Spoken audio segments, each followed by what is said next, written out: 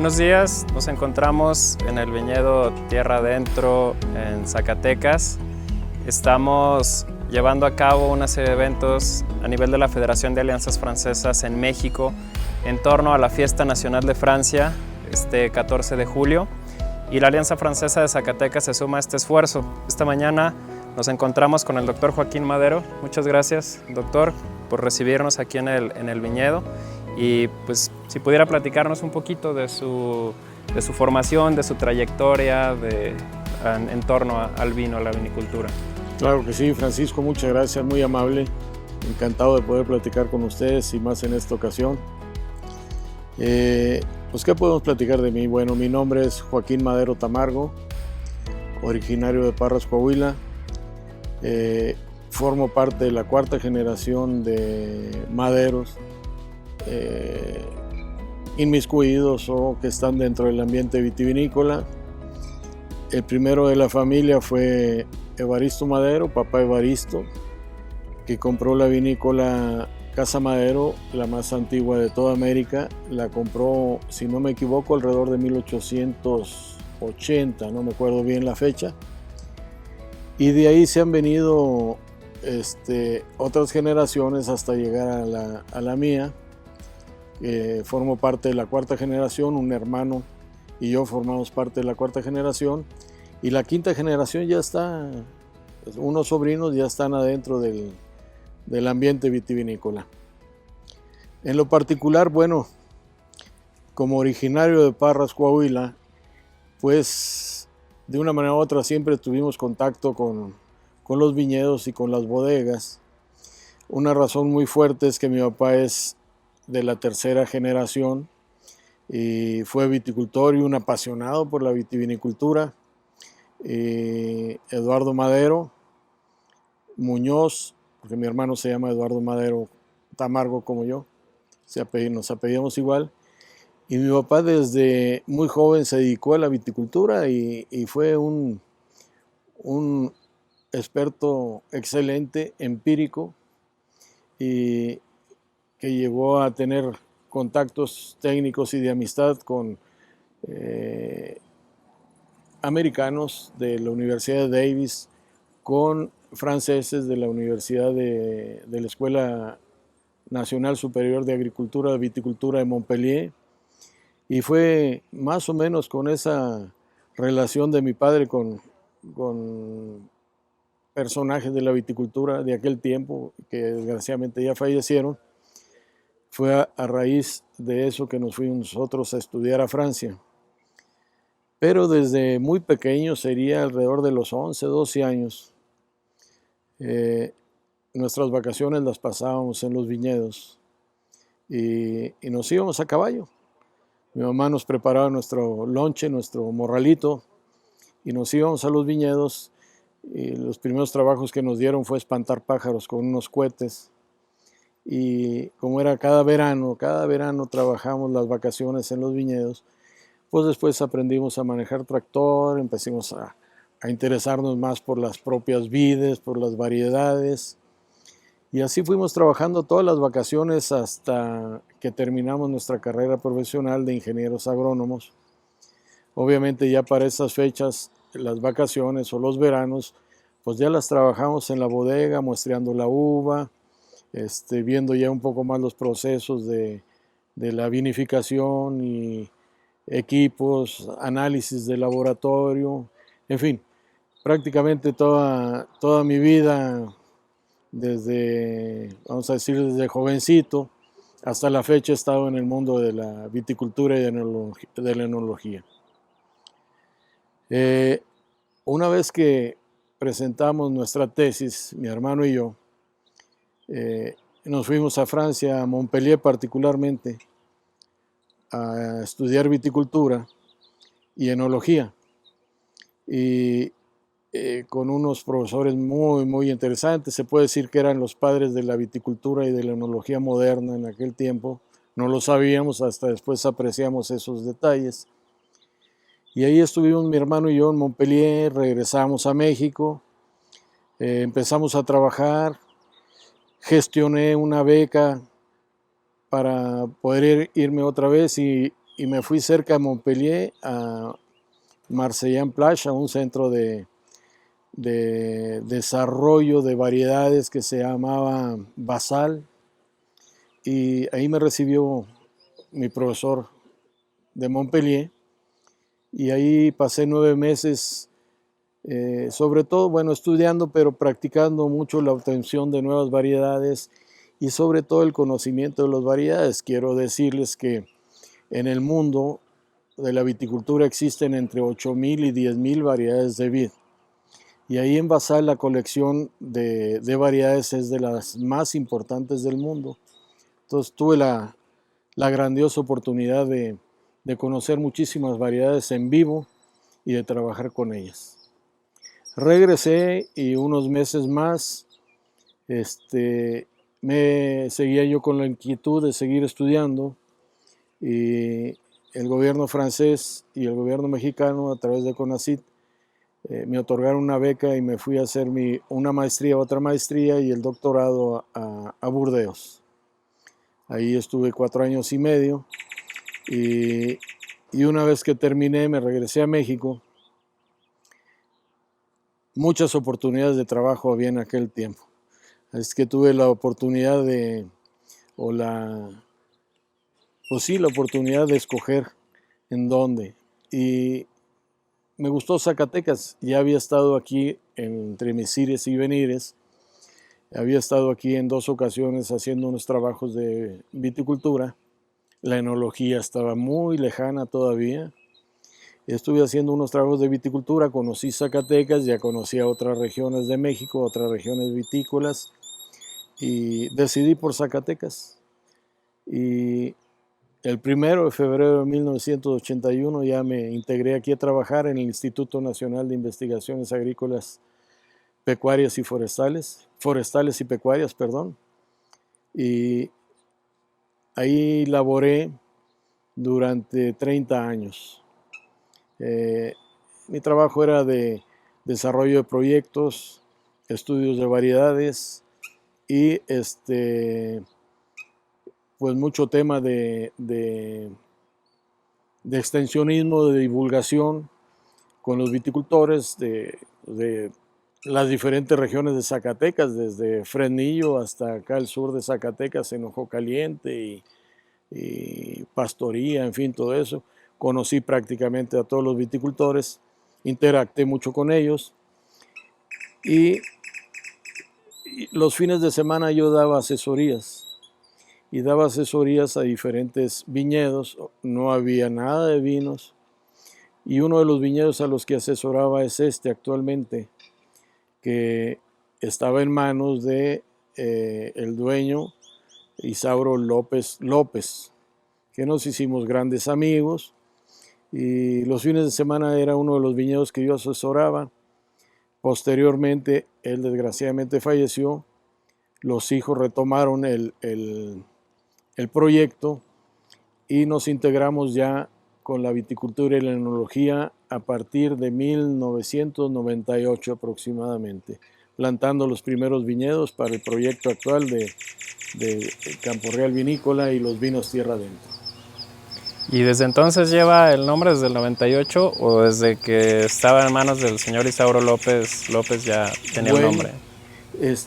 Estaba dividido aquí 200 hectáreas de viñedos, 200 hectáreas de propiedad, estaban completamente plantadas con viñedos y había 2 razones sociales, una que era Viñedos Campo Real y otra Viñedos La Esperanza, por cuestiones administrativas, etc. Ya llevaba el nombre. Cuando se retomó ya el proyecto para hacer vinos, la familia decidió conservar el nombre de Campo Real, y la razón social de la vinícola es Campo Real Vinícola y los vinos se llaman Tierra Adentro.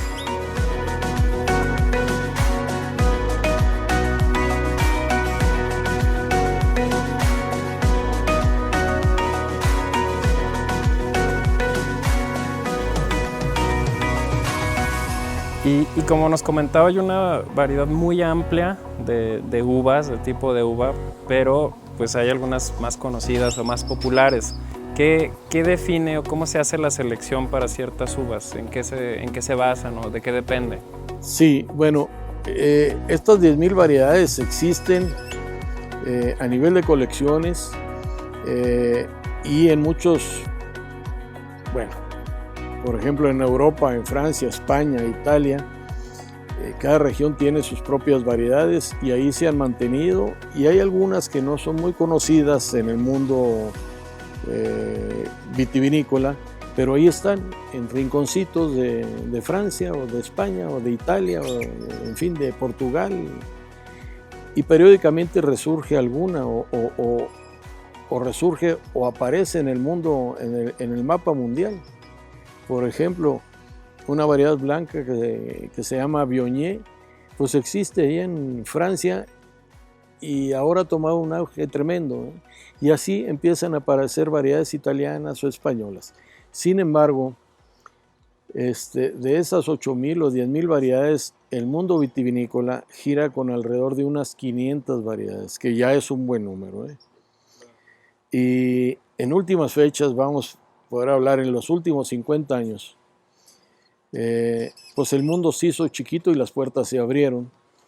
Entonces, variedades francesas se cultivan en España, en Estados Unidos, en América del Sur, en México, variedades italianas igualmente y españolas igualmente. Y lo que es más interesante es que variedades francesas están cultivadas ya en España, que antes no se veía eso, variedades españolas están cultivadas en alguna parte de Italia. No quiere decir que se hayan generalizado mucho. Lo que sí existe un abanico de variedades que se han difundido y crecido en todo el mundo, en todos los países que tienen viticultura, sobre todo la viticultura para vino. Muchas variedades ya son universales. Podemos hablar, caso particular, de la Cabernet Sauvignon, famosa, variedad francesa, si no me equivoco, bordelesa, pero en todo caso cultivado en la región de Burdeos. No veíamos la Cabernet Sauvignon fuera de la región de Burdeos. Ahora sí ya se cultiva en misma Francia, en otras zonas diferentes a la región de Burdeos. Se cultiva en España, se cultiva, pues no estoy muy seguro, pero en Italia. Pero nos venimos a América y la Cabernet Sauvignon es la variedad universal. Bueno, americana, por decir. Está en Estados Unidos, está en Canadá, está en México, está en Argentina, está en Chile, está en Perú, está en Brasil, en fin. Y así hay un abanico de variedades francesas, por decir en este caso, que andan ya fuera de su zona original. Es la Merlot, la Cabernet Franc, la Petit Verdot, todas esas bordelesas, la Malbec, no se diga, ¿eh? Que en Francia se conoce mejor como Côte, y fuera de ahí, pues acá es Malbec, ¿verdad? Y también hay algunas italianas como la Nebbiolo, está la francesa, la española como la Tempranillo, y así hay un abanico de variedades que forman parte de, podemos llamarle, la ampelografía mundial ya. Entonces, aquí en México, en particular, la mayor parte podemos decir que son variedades francesas y una parte más pequeña de variedades italianas o españolas. Son prácticamente las bases de nuestros vinos, de la mayor parte de nuestros vinos aquí en México, ¿eh? Obviamente, para poder cultivarlas se necesitan pruebas de adaptación que se han dado, ya sea en la práctica, ya sea por medio de instituciones de investigación. Caso particular, aquí en Zacatecas, en donde yo trabajé, era responsable de una colección ampelográfica. Se oye número muy grande, 160 variedades, pero al final de cuentas es pequeño. Y para el caso de Zacatecas ya teníamos mucha información de qué variedades se adaptaban y daban mejores resultados.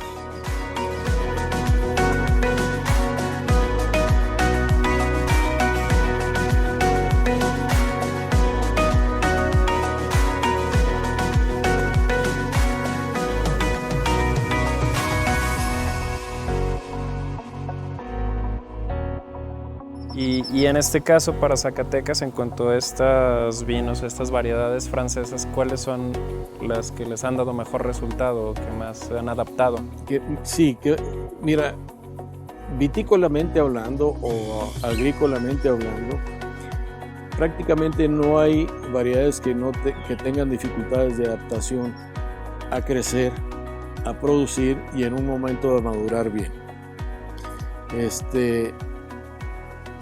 Por necesidades de mercado y por no andar inventando el hilo negro, sabiendo que hay una gama amplia de variedades que se adaptan al suelo y al clima de aquí de la región, pues las variedades que te mencioné hace un momento son las que están en Syrah, Malbec, Merlot, Cabernet Sauvignon, Nebbiolo, Tempranillo, que es española. Entonces no tenemos problemas para que desde el punto de vista vitícola prosperen bien. Cada una tiene sus pros y sus contras, no hay una variedad universal que digas con esta me quito de problemas, no, todas tienen pros y contras, pero así es en todo el mundo. La variedad Cabernet Sauvignon y la Merlot originales de Burdeos es donde mejor funcionan, donde mejor se han adaptado, donde históricamente y con el transcurso de los años, vamos a poder decir cientos de años, ahí se han adaptado y es donde producen ellos de manera natural sus mejores resultados. Fuera de ahí se han adaptado y producen excelentes resultados, pero no son variedades universales, ¿verdad? Es decir, yo con esta variedad tengo para que produzca y muy bien, se madure muy bien y produzca los mejores vinos. Siempre hay la necesidad, por un lado, de trabajar con diferentes variedades y variedades que estén dando un buen producto.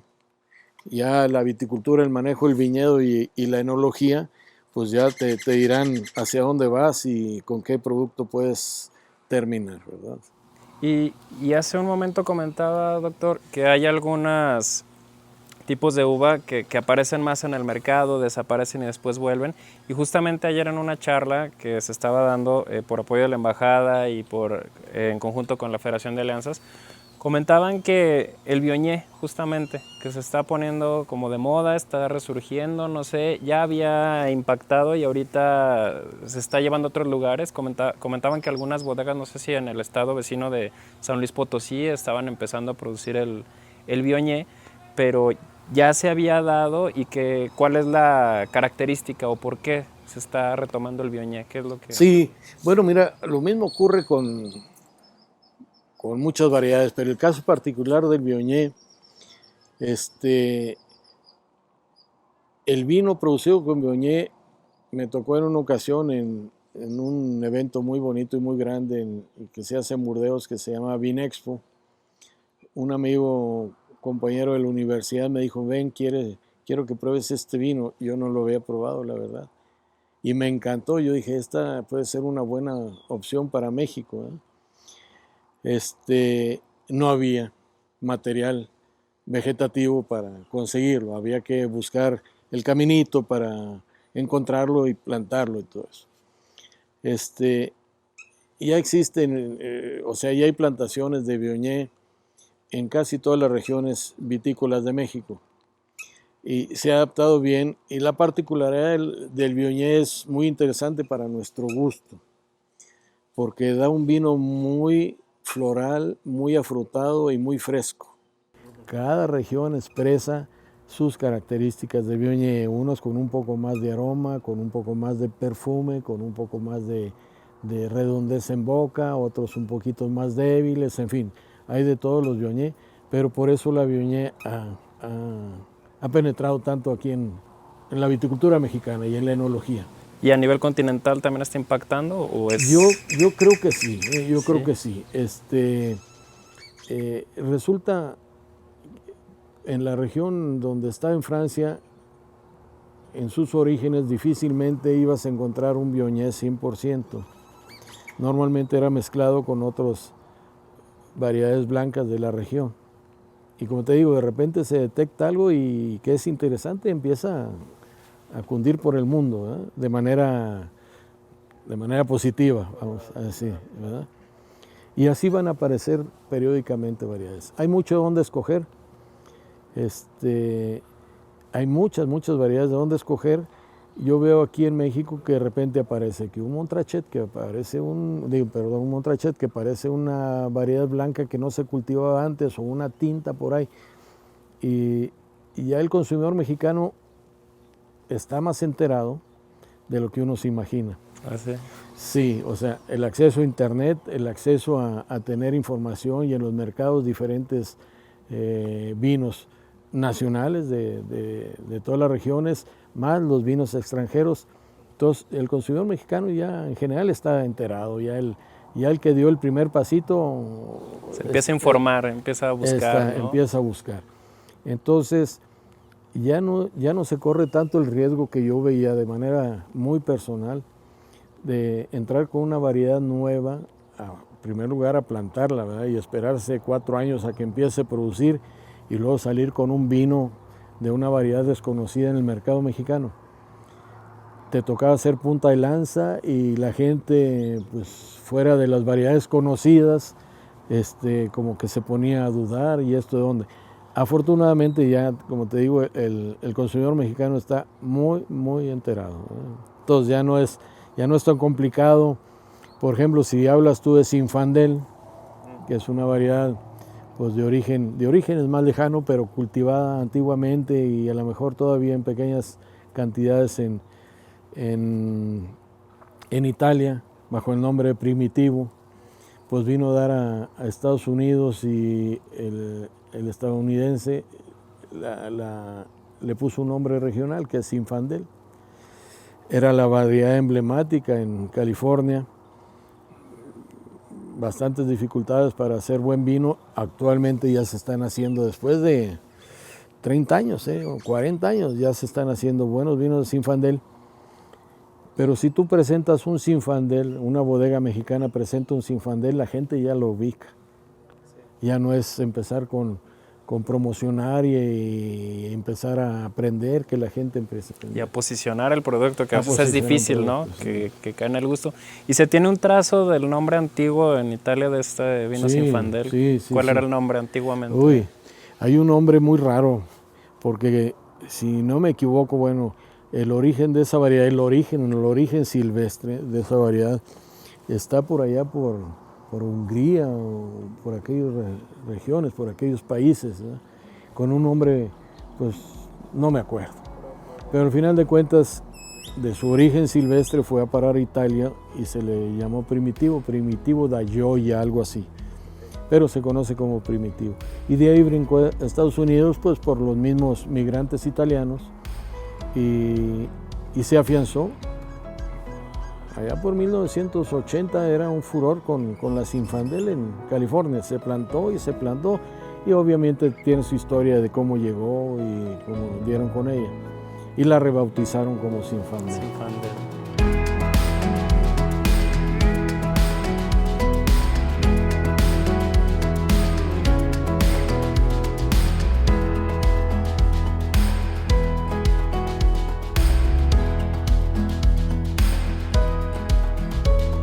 Y por ejemplo, hablando también de la uva, lo que se produce aquí en Tierra Adentro, ¿han recibido recientemente nueva uva, nueva producción, injerto, no sé, o se mantiene una misma línea? ¿Cómo lo manejan? Sí, el proyecto aquí de los viñedos para hacer los vinos Tierra Adentro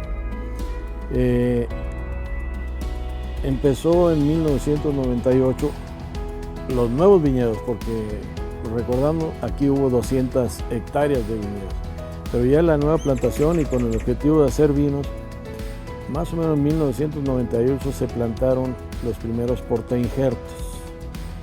Esperamos 2 años para que crecieran, y al tercer año ya injertamos las variedades que nosotros queríamos, variedades europeas, obviamente, la vitis vinífera, variedades de vitis vinífera, donde son las 8,000 o 10,000 variedades.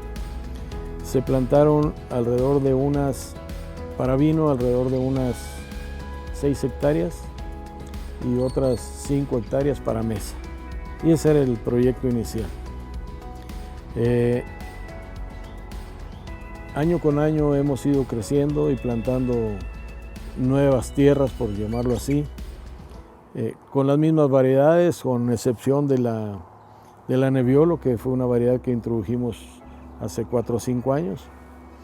De 6 hectáreas teníamos en el 2010 ya en producción, que fue cuando hicimos los primeros vinos de tierra adentro. Hemos crecido y ahorita tenemos 60 hectáreas para vino. Entonces, afortunadamente hemos ido creciendo porque pues, ha habido demanda, el vino, gracias a Dios, se ha ido posicionando, le ha ido gustando a la gente, al consumidor mexicano, se ha trabajado muy bien el aspecto de atención al público, al turista, a la promoción del vino.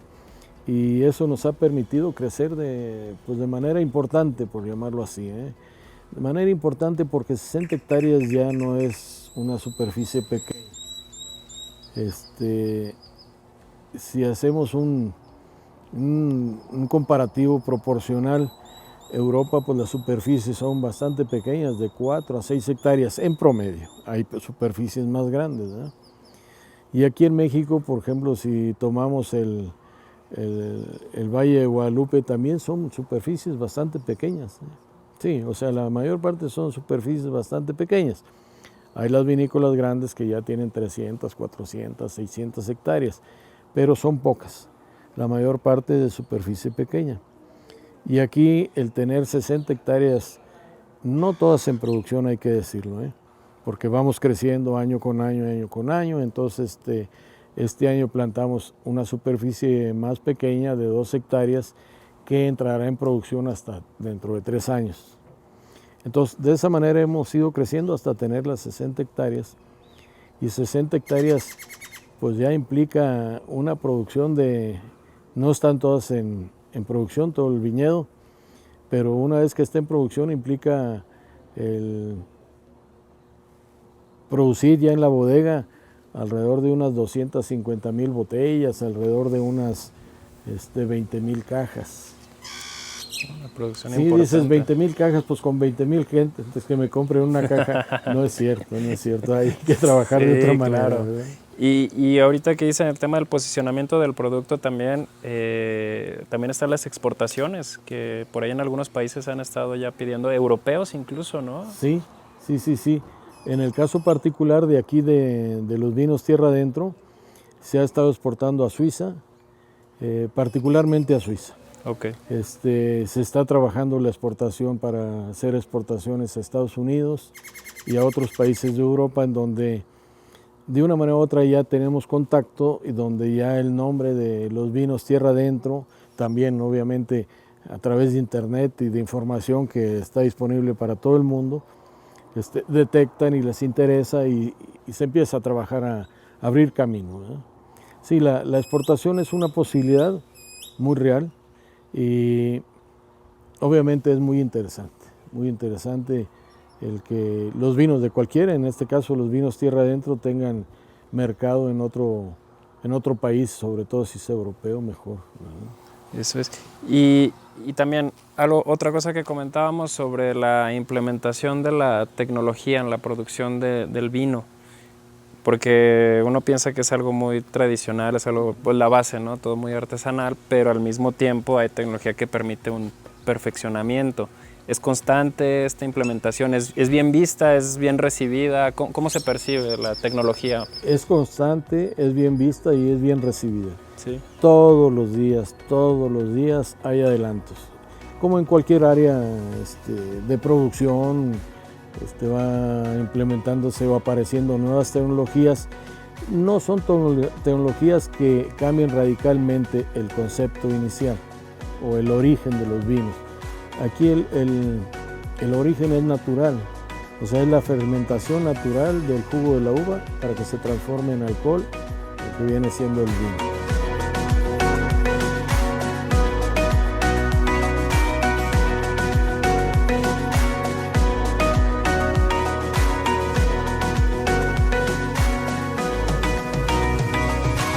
Ahora,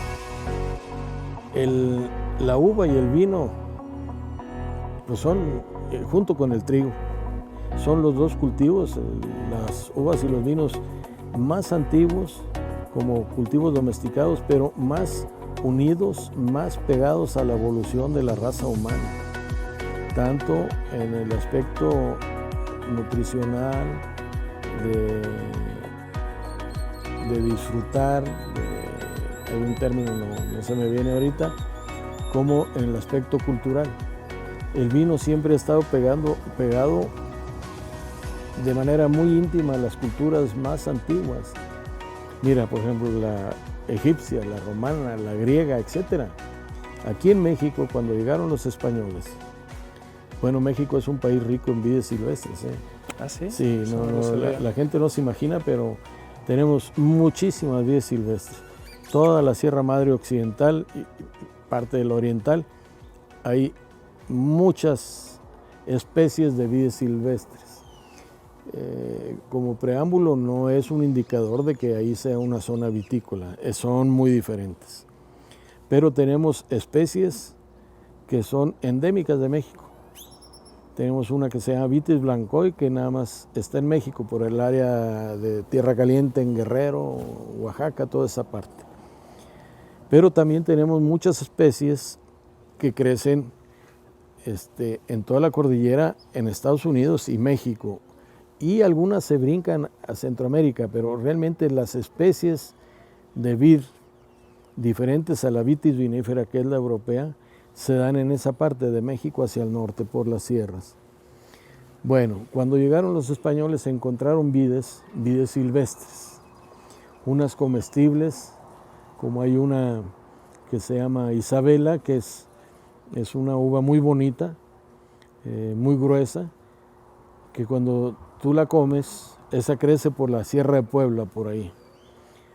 Cuando tú la comes, te sabe diferente a las uvas de Vitis vinífera, sumamente perfumada, sabe como a frambuesa o a mango, y su textura es un poco más chiclosita que la uva de las Vitis viníferas. Entonces, cuando llegaron los españoles, se encontraron que con los nativos ya tenían en su vocabulario algunas palabras que fueron rescatadas y existen en los archivos mexicanos, de algunas palabras, de las que me acuerdo ahorita hay como socomecamilla, socomecatona. Si no me equivoco, el significado era el lugar donde se cosechaban las uvas, otras querían decir uvas, otras. No hay un término que cuando menos esté identificado que signifique vino, pero por naturaleza tú un jugo de uva silvestre, la que quieras, trayendo azúcar lo dejas por ahí en un recipiente y fermenta. Claro. Fermenta, ¿no? Entonces lo más normal es que los nativos en aquel tiempo ya conocieran el vino.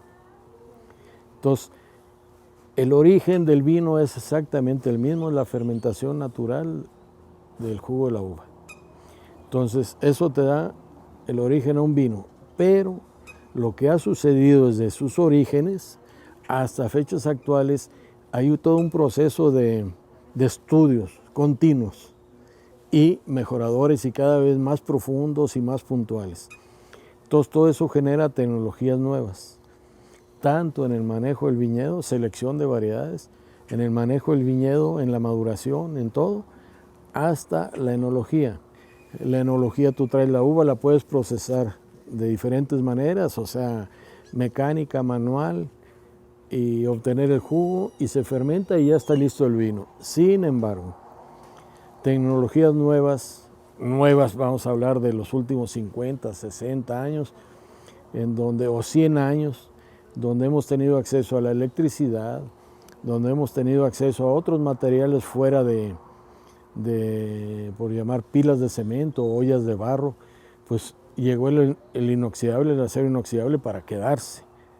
Esas son parte de las tecnologías nuevas. Ahora ya llegó un tanque de acero inoxidable y luego viene todos los estudios de los tanques que empiezan a hacer de una forma diferente, que te permiten. Entonces, todas en la recepción de la uva, ir a las ferias de equipos para bodegas es como andar un niño en una juguetería, ¿eh? Claro. Porque tú ves, por ejemplo, la misma despalilladora con la que procesas, la ves de 20 años atrás y es el mismo funcionamiento, pero no hacen lo mismo. Y vas a un evento el año que entra y la ves igual, pero ya trae un complemento tecnológico, un plus tecnológico. Entonces, eso, más lo que se ha avanzado en el área de la fermentación, por llamarle así, o de manera sencilla. Se conoce mucho más en detalle, de manera biológica y de manera fisiológica y de manera química, los procesos de la fermentación y los derivados que de ahí se generan, o los productos que de ahí se generan, entre aromas, entre pigmentos, entre características. Por ejemplo, ahorita ya hay aparatos que de manera relativamente sencilla te pueden identificar el ADN de la uva, que antes cuando lo soñábamos, ¿verdad? Y así, todo eso es parte de la tecnología y todo eso es parte de la nueva viticultura, de la nueva enología. Y obviamente hay que estar, pues, al día casi se puede decir. Es imposible estar al día porque hay demasiada información, de todos lados genera y de ahí hay que, por un lado, extraer pues lo que uno le entiende, porque uno son artículos demasiado científicos, y por el otro lado lo que tú puedas implementar. Claro. Pero sí hay que estar informados, pues, en lo cotidiano, en el día a día hay que estar informados de los avances y lo que va saliendo, desde muy sencillos hasta los más complicados, y luego pues ir digeriendo, ir haciendo un acervo, vamos, para la propia bodega y un acervo personal. Por supuesto. Sí, porque ahí pues es importante tener identificadas las necesidades, o según las actualizaciones, ver cuáles son las posibles necesidades que a lo mejor ni sabíamos, ¿no?, que teníamos, pero al ver esa tecnología, al asistir a esas ferias, al estar en esa actualización constante, pues es donde podemos ir implementando de acuerdo a las necesidades, ¿no?, a las capacidades, a posibilidades también. Así es, definitivamente. Y todo es un conjunto y es una cadenita, por ejemplo, cuando apareció ya de manera digerible, o que ya lo pudieras acceder el riego por goteo, pues llegó para quedarse, ¿no? Y dices, bueno, pues ya tengo todo riego por goteo, excelente. Bueno, y ahora, ¿cómo manejar el riego por goteo? Porque dices, bueno, yo voy a aplicar gotitas y gotitas aquí, pero ¿durante cuántas horas o en qué momento de la temporada? Si hubo más evaporación, si hay más calor, entonces entras, y para eso se van desarrollando métodos de cálculo para poder hacer más eficiente el manejo del agua, y sobre todo que esa agua sea adecuada para el crecimiento de la uva en su momento y hasta llegar a la maduración. Y como comentaba hace un momento, también el tema de la fermentación, se dice que podemos encontrar algunos vinos aquí en México con una graduación muy alta de alcohol. Entonces, ¿esto se debe a una tendencia? ¿Se busca? ¿Se rechaza? ¿Por qué viene esta graduación tan alta en ocasiones? Yo creo que fue una tendencia, una especie de moda, ¿verdad?, de sacar vinos muy, muy potentes desde el punto de vista alcohol, la fuerza del alcohol. No dudo que hay algunas gentes que todavía busquen sacar vinos con no sé, 15% de alcohol o 15 grados de alcohol. 16, ya el 14 ya empieza a ser pesado. Pero la tendencia mundial, y ya un poquito por naturaleza, los vinos más moderados en alcohol, alrededor de 12.5 a 13.5 son suficientes. A veces para el consumidor se quedó en la mente de que el vino mexicano es muy alcohólico, trae mucho. No, no es cierto. Hay algunos, ¿verdad?, como puede haber en todos lados. Pero la mayor parte de los vinos tintos en México son entre 12.5, sobre todo cargado al 13, 13.2, 13.3, 13.7. Ya encontrar de 14 o más debe de haberlos, pero no es la generalidad. Exacto. ¿Y hay una variación entre el vino blanco, por ejemplo, y el tinto en cuanto a la graduación, o la fermentación es similar? Debe de haberlo, ¿Sí? No necesariamente, porque la maduración de una uva, por ejemplo, lo que nosotros buscamos aquí en el caso particular son uvas, para eso llevamos un muestreo ya en esta temporada semanal o 2 veces por semana, en donde se checan variedad por variedad, tabla o parcela por parcela, tabla por tabla, checamos la cantidad de azúcar que trae la uva, la acidez y la relación ácido-azúcar, el pH obviamente. Y eso nos permite a nosotros ir monitoreando de manera muy cercana la fecha óptima de cosecha. También hay que considerar el estado físico de la uva, cómo va evolucionando, si hay que sobremadurar un poco o llega en perfecto estado. La sobremaduración no asusta, ¿verdad? Pero a veces es necesaria. Y un vino blanco puedes hacer lo mismo, de llegar hasta los 24, 26% de azúcar en el racimo por kilo, es por kilo, y obtener un vino muy fuerte en alcohol. Sin embargo, para los vinos blancos hay que buscar una graduación alcohólica más ligera para que te pueda dar un vino más fresco, que no se sienta en la lengua el alcohol o que se siente ya quemado un poco fuerte. Y para eso pues hay que controlar la maduración de la uva. Entonces hay que cortar las uvas con menos azúcar para poder obtener en la bodega un vino con menos alcohol. Y por consecuencia el vino sea más fresco, más adecuado para lo que es su objetivo de acompañar las comidas, de acompañar platillos de pollo, pescado, mariscos, en fin, y que al mismo tiempo conserve las particularidades de la variedad, que lo arrastre desde el viñedo y conservarlos en la bodega.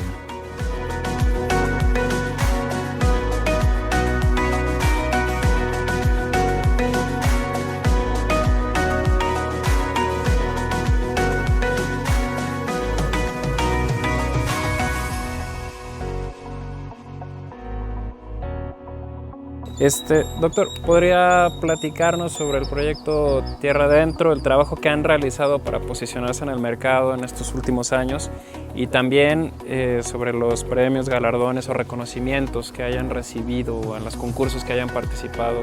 ¿Cómo se encuentra actualmente posicionado?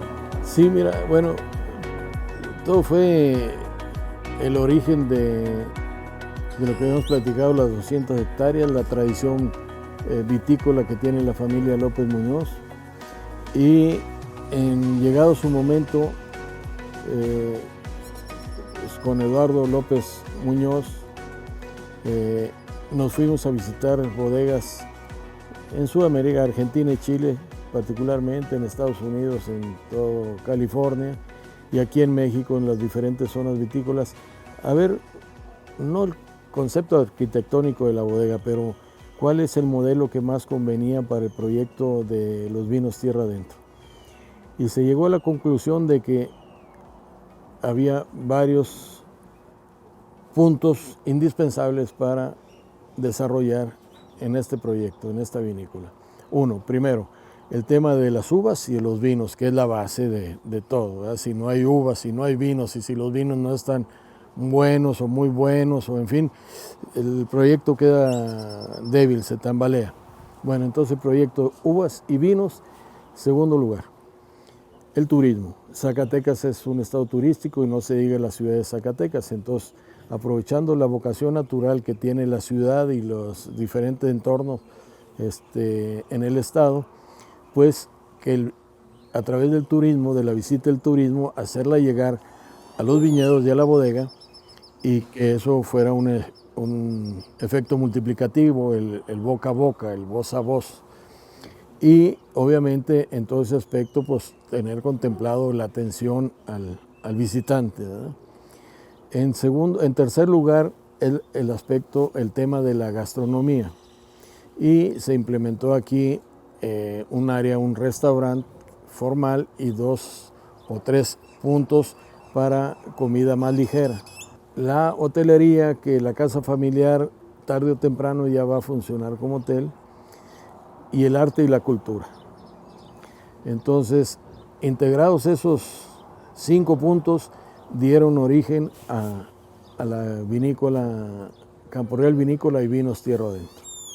Entonces hicimos porque pues yo me siento parte muy cercana aquí del proyecto, me tocó trabajar con la familia López Muñoz y un equipo de amigos, bueno, profesionistas, en el concepto y desarrollo del proyecto. El arquitecto, el maestro López Monreal con la parte cultural. Y de esa manera se integró un proyecto que contemple esas 5 áreas. Bajo ese concepto hemos ido trabajando y bueno, hemos tenido éxito con cada vez más visitantes, cada vez más atención al público. Y por el otro lado se platicó con la familia Muñoz qué íbamos a hacer con los vinos. Y mi propuesta fue de meterlos a la guerra, por decirlo así. Es decir, a los concursos más importantes, más serios, más formales que pueda haber en cualquier parte del mundo y meterlos a participar, ¿no? Afortunadamente, gracias a Dios, porque pues es una bendición el clima y todo lo que nos da aquí, el suelo, hemos obtenido reconocimientos internacionales muy, muy significativos. Todos nuestros vinos, todas las etiquetas ya han sido premiadas 1, 2 o 3 veces en diferentes concursos. Canadá, Estados Unidos, Inglaterra, Francia, España, Italia. Entonces ahí están ya nuestros reconocimientos que para nosotros nos dan mucha satisfacción y hay que reconocer que traen una fuerza comercial atrás cuando obtienes un premio, una medalla de plata y de oro o doble oro que hemos obtenido o gran oro. Pero nosotros nos retroalimentan, nos dan información de en dónde andan nuestros vinos, a qué nivel se están portando.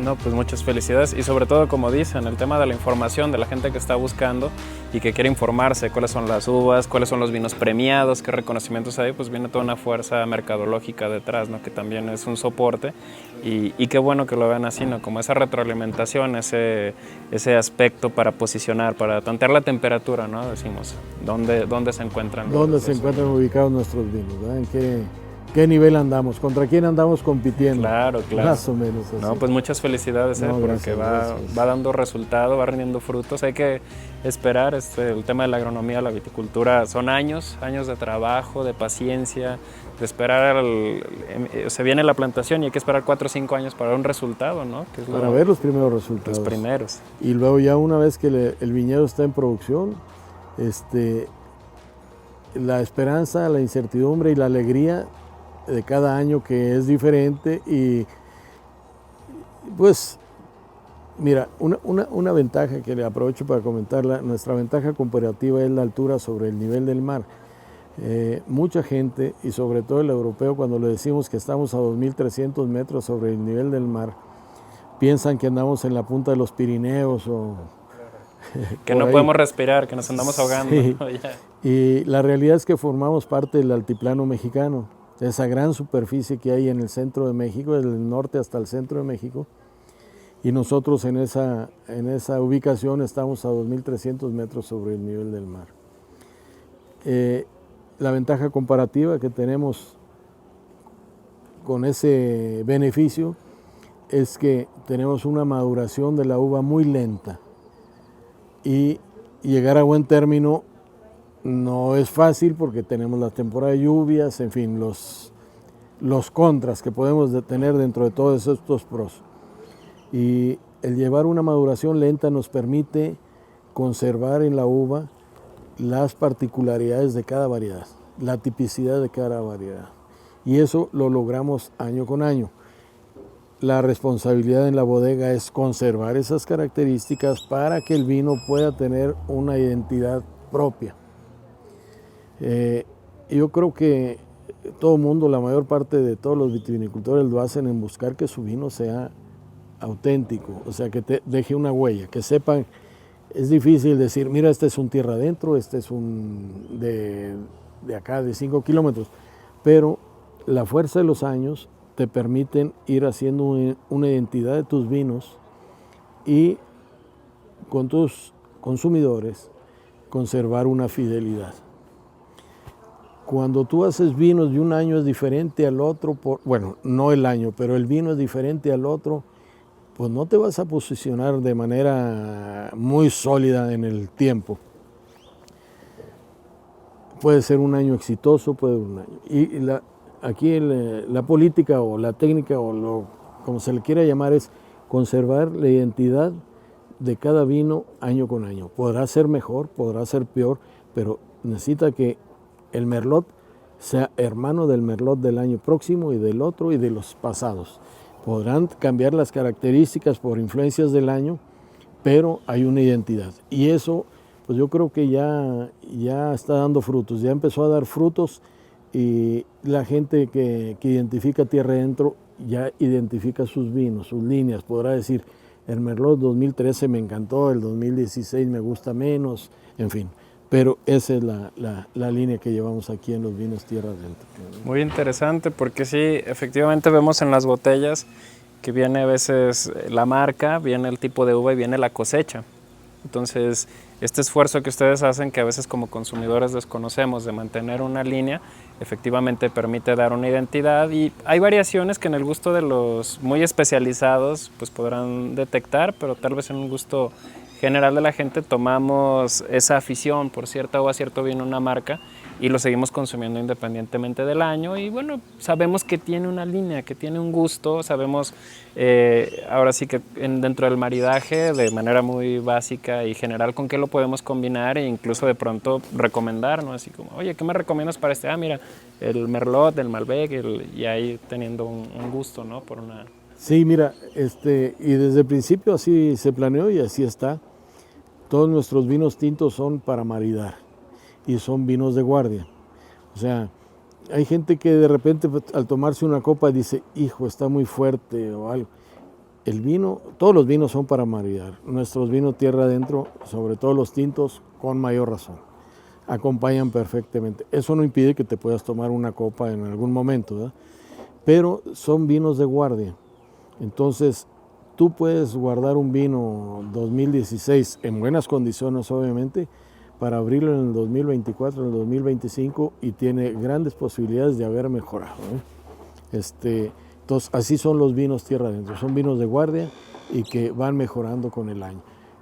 Eventualmente nosotros abrimos una botella de un año pasado, de hace 3, 4, 5 años, y vemos su evolución.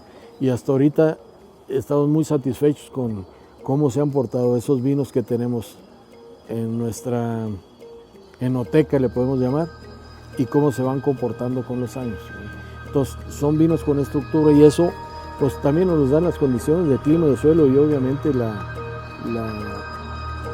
invaluable, inapreciable mano del hombre, ¿no? A través de nuestros trabajadores, que es mano de obra muy especializada y que le tienen amor al viñedo y le tienen amor a los vinos, en fin.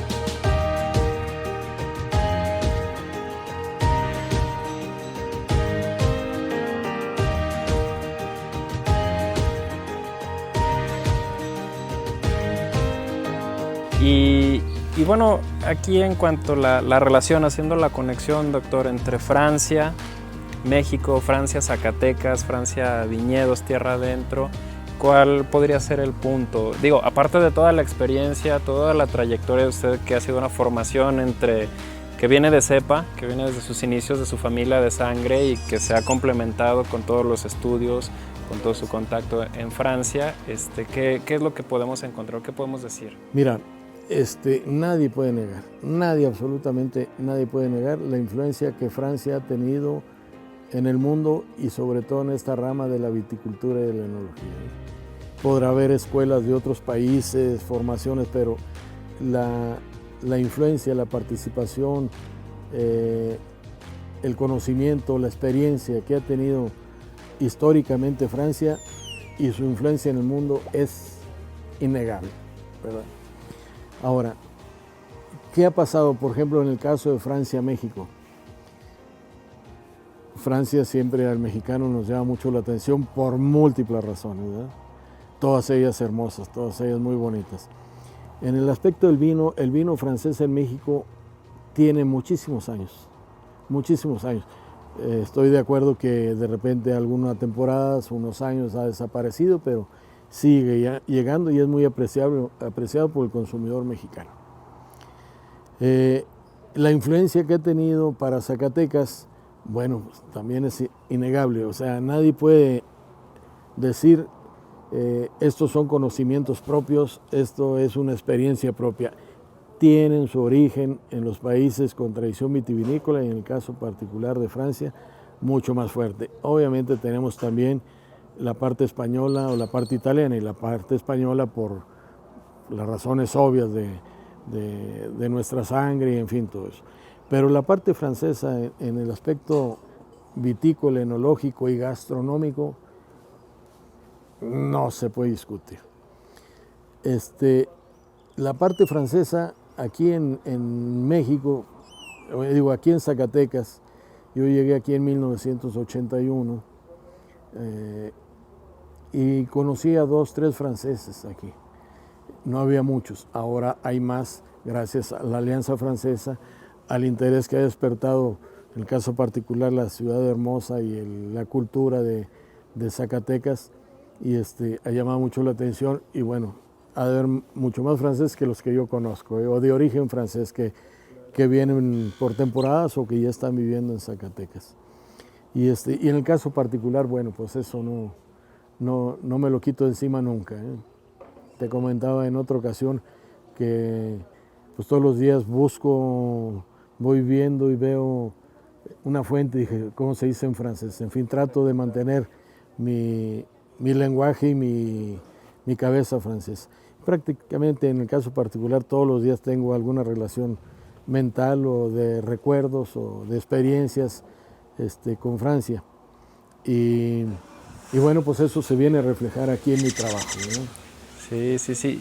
Efectivamente es algo que, como usted dice, se busca en la Alianza Francesa y es complementar proyectos que nos enriquecen de manera personal y profesional. Porque al final de cuentas, cuando uno tiene una inmersión cultural y en el caso suyo, por ejemplo, que participa en Francia en estos estudios, esto lleva un impacto muy profundo en la vida de las personas. Y es un proyecto, para mí, Alianza Francesa es un proyecto ganar-ganar, porque el hecho de que alumnos estén o participen personas en los eventos culturales y lo que promueve la Alianza permite que siga funcionando y que la gente siga aprendiendo y proporcionar esas herramientas para que en un momento dado participen en proyectos, en intercambios. Y en este caso, pues no solo ustedes, lo llamo ganar porque gracias al interés que ustedes tuvo por la cultura, la lengua y el vino y todo lo que le viene, pues tenemos ahora sí que sus herencias a través del vino, a través de todo su trabajo y la implicación en viñedos tierra adentro. Entonces los zacatecanos también ganamos por estos proyectos tan nobles, ganamos a términos de turismo, ganamos a términos de atractivo, ganamos, para mí son muchos los aspectos los que se benefician. Sí, yo soy un convencido de las alianzas francesas, ¿eh? y mucha gente también. Y yo siempre he visto a la Alianza Francesa, aparte de todos estos intercambios y el aprendizaje de la lengua y la cultura francesa y los intercambios que hay de jóvenes o gente que va y viene a Francia o visita México, yo siempre he visto como una oficina, un proyecto muy inteligente. Ningún país del mundo lo tiene, ¿eh? O sea, yo no he visto alianzas o oficinas italianas. Hay en México, pero así en diferentes ciudades del país o en otros países más que la Alianza Francesa. Y yo siempre lo ubiqué y le dije, qué manera tan inteligente, son pequeñas embajadas de Francia en todo el mundo. Sí, son pequeñas asociaciones civiles, locales, donde equipos de diferentes nacionalidades, desde nativos franceses, de repente tenemos también gente de Canadá, tuvimos aquí un director de la isla de la Reunión, y donde también de manera local yo soy zacatecano, soy mexicano. Yo fui alumno de la Alianza Francesa, después estuve viviendo en Francia, regresé como maestro y ahorita acabo de cumplir 7 años ya al frente de la institución como director. Y esto es parte de lo bonito, de lo que enriquece, porque además de aportar y de traer todo lo de la lengua y la cultura, también realzar valores y expresiones artísticas locales. Y eso es algo que hacemos constantemente. La Alianza Francesa Zacatecas cuenta con un espacio, una galería, cuenta con el puesto de Comunicación y Cultura desde hace poco más de 5 años, en el cual se encuentra actualmente Frida Priego, quien nos ha ayudado para llevar a cabo esta reunión, esta entrevista, y quien nos ayudó con todos los contactos. Y bueno, la intención es continuar, ¿no? La Alianza Francesa de Zacatecas se funda oficialmente en 1984, la de París en 1884, 83, 100 años antes. Y aún así, las alianzas francesas en México son 32 alianzas, tienen diferentes historias, diferentes motivos por el cual se formaron, pero es una institución que cuenta con un prestigio que tiene que ver mucho con acontecimientos ya históricos, con personajes que han pasado por una alianza francesa en algún momento, que han aprendido, y así como usted bien lo dice, es una embajada y también es un cachito de Francia, ese es el objetivo, y eso es por lo que yo en un momento dado estudié, porque era, ahora sí, una experiencia, y al momento que uno llega, no llegas con un choque cultural, ya tuviste acá tu primer contacto con franceses nativos, con mexicanos que ya vivieron y que están compartiendo su experiencia y su aprendizaje. Entonces, sí, esa es la intención, y la alianza siempre buscando hacer alianzas. Estamos muy contentos que nos hayan recibido por esta charla y por todo esto que hemos aprendido y que vamos a compartir, sobre todo a nivel nacional e internacional a través de la Federación de Alianzas Francesas y con apoyo también de la Embajada de Francia en México. Al contrario, Francisco, bienvenidos el día que quieran, y felicidades por el trabajo que está haciendo. Qué satisfacción que un zacatecano esté al frente de la Alianza Francesa aquí. Y adelante con todo ese proyecto inagotable que son las alianzas francesas. Muchísimas gracias, doctor, y felicidades también por el proyecto, que siga caminando. Seguiremos, esperamos. La pandemia no nos permitió tener aquí en Tierra Adentro la vendimia del año 2020. Van a tener algunas actividades, ¿no? Sí, están programadas. Todavía no se han fijado bien las fechas. Quizás estos casi para final de año, bueno, en noviembre, diciembre, algún evento que sería más bien conmemorativo del 10º aniversario de la bodega, y es probable que el año próximo ya se haga una fiesta de la vendimia. Vamos, en cuanto a festividad, la vendimia es todos los años, le corte la uva, pero en cuanto a festividades, sí es probable que el año próximo ya se haga un evento con mayor gente, por decir así, que siempre son muy alegres y muy socorridos siempre, ¿no? Claro, no, pues aquí estaremos, esperemos que ya las condiciones mejoren, seguir adelante y participar con mucho gusto. Pues muchísimas gracias, esperemos que hayan disfrutado tanto como nosotros esta charla tan amena, que haya sido muy enriquecedora, de mucho aprendizaje. Doctor, no sé si tienen algunas palabras para nosotros, para despedir nuestro auditorio. No, con todo gusto, encantado de haber participado en esta ocasión con la Alianza Francesa, de intercambiar pues comentarios, y en un área tan bonita como es la vitivinicultura, y en particular aquí en Campo Real Vinícola y los vinos Tierra Adentro. Fue un gusto, y a nombre de Vinos Tierra Adentro y la familia López Muñoz, agradecemos mucho la oportunidad de contactarnos con ustedes y reiterarnos a sus órdenes aquí en esta propiedad. Muchas gracias, doctor. Muchísimo. Y agradecer también a la Federación de Alianzas Francesas en México, agradecer el trabajo de Frida Priego, nuestra coordinadora cultural y de comunicación de la Alianza Francesa Zacatecas, todo el apoyo que recibimos de nuestro comité local también, de la asociación, y pues bueno, muy contentos con esta sinergia, con este trabajo conjunto y con este resultado que hemos logrado de esta charla tan enriquecedora, valga la redundancia, lo recalco, y esperemos que ustedes también lo hayan disfrutado y hayan aprendido tanto como nosotros. Muchísimas gracias.